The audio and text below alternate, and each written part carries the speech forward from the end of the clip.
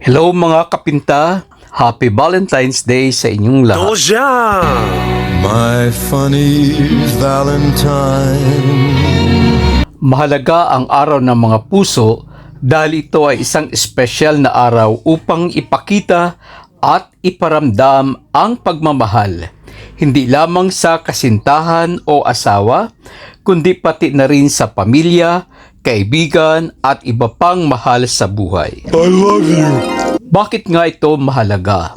Nagpapahalaga sa relasyon, nagbibigay ito ng pagkakataon upang ipakita ang pagpapahalaga at pagpapasaya sa mga mahal sa buhay. Ito rin ay nagpapalakas ng ugnayan sa pamamagitan ng simpleng pagbati, regalo o oras na ginugugol.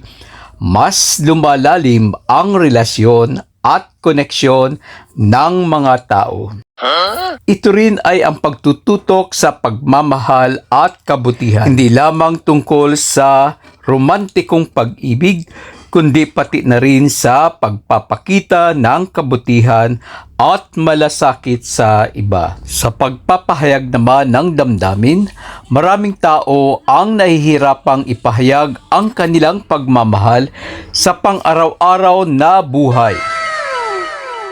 Ang araw ng mga puso ay isang magandang pagkakataon upang gawin ito. Tungkol naman sa kasiyahan at positibong enerhiya, nagdadala ito ng kasiyahan sa marami dahil sa mga sorpresa, matatamis na salita at pagsasama-sama ng mga mahal sa buhay.